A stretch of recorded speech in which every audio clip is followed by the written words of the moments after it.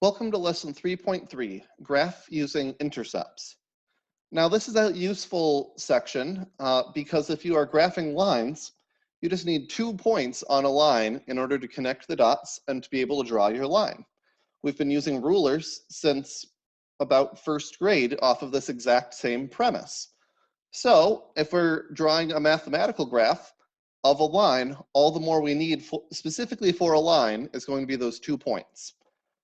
So if you find 2 points, say your X-intercept and your Y-intercept, you can connect those points and now you've got your line. So just as one quick thought first, your X-axis, again, is that horizontal axis. So your X-intercept is going to be when does it cross that X-axis. And the trick, if we have an equation to figure this out, is if you look at that X-axis, that is the line y equals 0. So for us to find where's that X-intercept, you need to plug in 0 for y.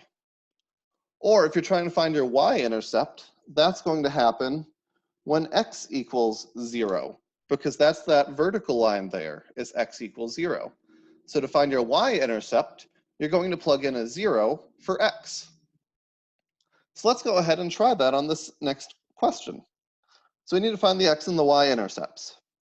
Let's find our X-intercept first, which means we need to plug in a 0 for the y. So 2x plus 7 times 0 equals 28. Well, 7 times 0 is 0, and adding 0 doesn't change anything. So that actually cancels out, and we're left with a 2x equals 28. We can now divide both sides by 2, and we get an x equals 14. Now, when we want to find our Y-intercept, we need to plug in a 0 for x. So in that case, we'd have a 2 times 0 plus 7y equals 28. Now that 2 times 0 cancels out, so we're left with just 7y equals 28. You can divide both sides by 7, and you come out with an answer of y equals 4. So that's how you can find your x and y-intercepts, just by doing the math to figure it out. Now let's actually graph the equation. So again, let's start out trying to find our X-intercept. So when you want to find our X-intercept, we plug in a 0 for y. So 2 times 0 will cancel that term out and leave us with just an x and the 4. So our answer in this case is actually just that x equals 4. So our X-intercept is when x equals 4. 1, 2, 3, 4. And we'll have a 0 there. Now let's go ahead and find our Y-intercept. So that happens when I plug in a 0 for x.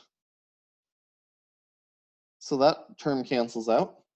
Now I can divide both sides by 2, and we come out with a y equals 2.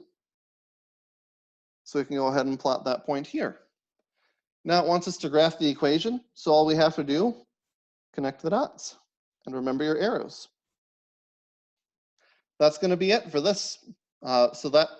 That's it for this one. Another question you might get is it might ask you, what are the x and y-intercepts? Well, in this case, let's just start with the y-intercept. And we'll just list the actual point that it's at. So we need to go to our y-axis, come down, and our y-intercept is going to be at 0, -1. Or our x-intercept, again, we want to make sure we list the point. So you can come out here, and your x-intercept is going to be at 2, 0. And that's all the more there is to that question.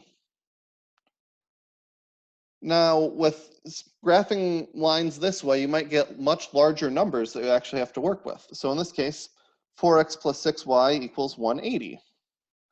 Well, let's go ahead and just start out finding the intercepts.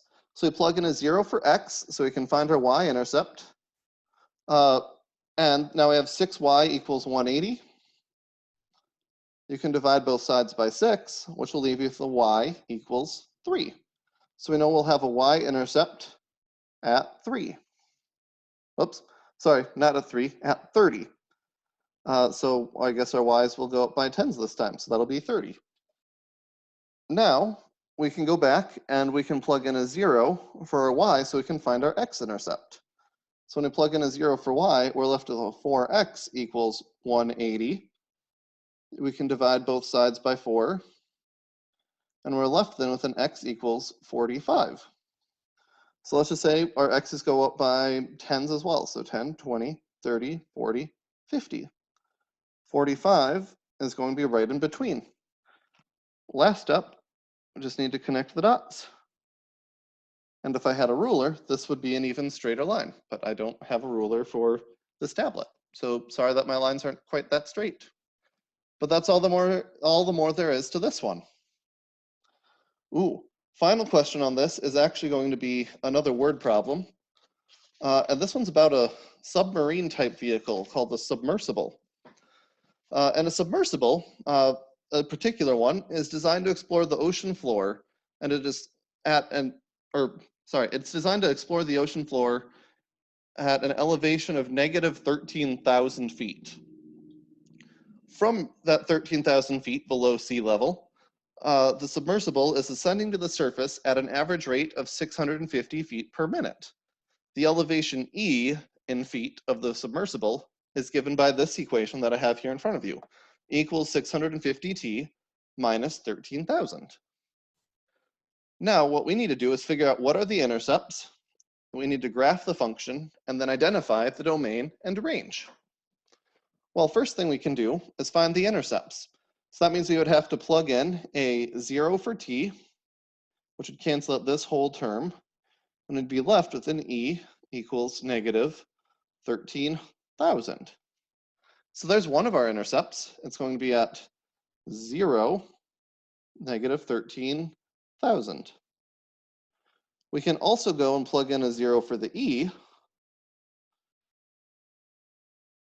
and what we would get is then negative 13,650t equals 0. We can add 13,000 to both sides. And that will equal 650t. You can then divide both sides by 650. And that's going to come out with an answer of t equals 20. So that means our other 0 is going to be at 20, 0. Well, first thing I'm going to talk about is actually going through the identifying the domain and range. Because if you're in a submersible and it's ascending, that means where you start is going to be your deepest most point. So our range is actually going to go from, well, actually I'll do it this way. Our range, the lowest possible point is negative 13,000. And our y value has to be less than that, or I guess in this case our e for elevation. And at its topmost point, you're going to be at the surface, which is at sea level. So a little bit of thinking, you might recognize, oh, that would have a height then, or a depth of 0. For our domain, what x values work, or in this case t, well, our time would start at time 0 when we actually started rising.